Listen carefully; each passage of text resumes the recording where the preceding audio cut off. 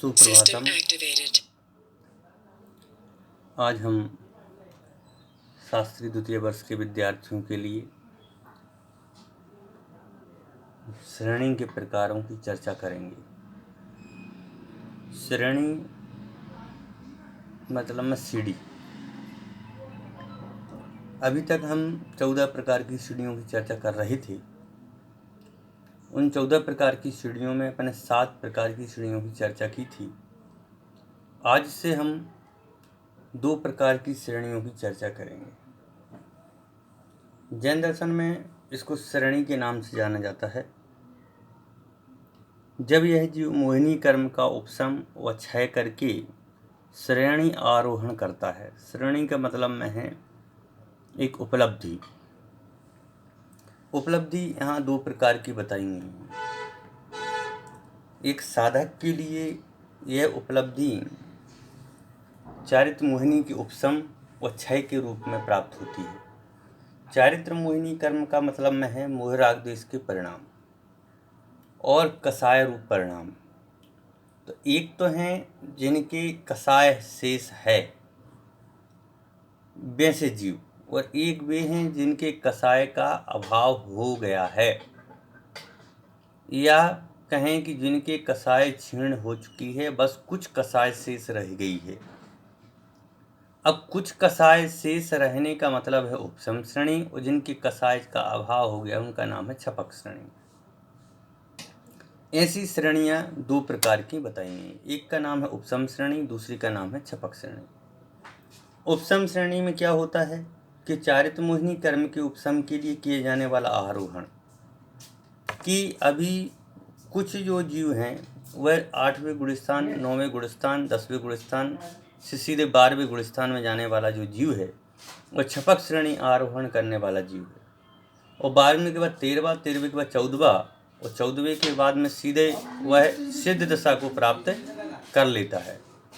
परंतु जो उपशम श्रेणी वाला है वह उपशम श्रेणी वाला अभी 10वें से सीधे 11वें गुण स्थान में जाता है। तो 10वें से 11वें में जाने वाला जो जीव है उस जीव को बोलते हैं उपशम श्रेणी वाला।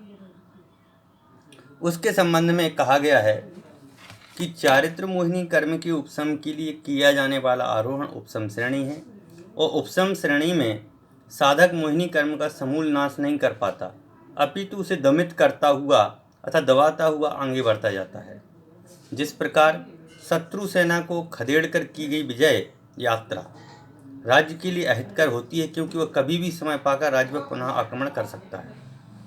उसी प्रकार से जो उपशम श्रेणी है, उस उपशम श्रेणी में क्या है कि उन शत्रुओं को अभी उन्होंने दबा दिया है, या कहें कि उन पर विजय प्राप्त कर लिया और उनको खदेड़ दिया और खदेड़ करके उनको भगा दिया है।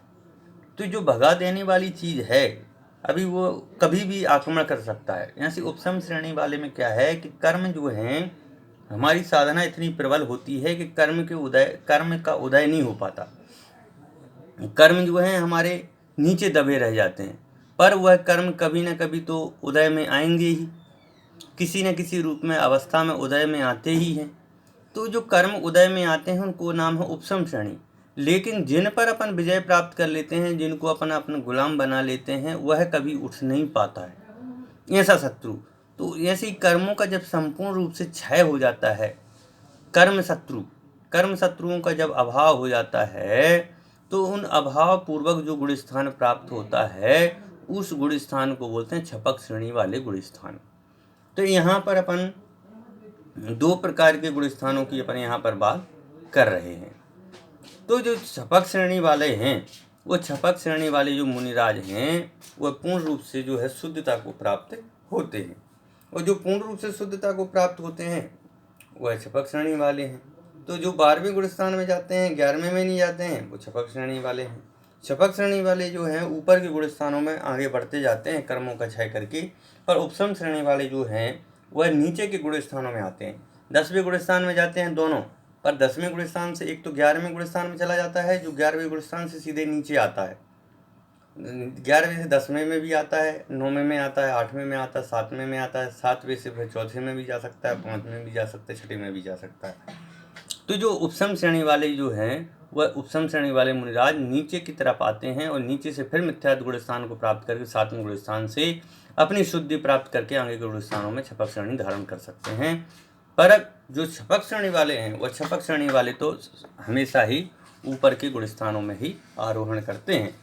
इस प्रकार जो है आज अपन ने देखा कि जो प्रथम जो श्रेणियाँ हैं उन श्रेणियों की आज अपन ने यहाँ पर चर्चा की है। कल से अपन देखेंगे अपूर्वकरण गुण स्थान, वह जो है कैसा है उसकी चर्चा अपन कल यथा समय करेंगे। धन्यवाद।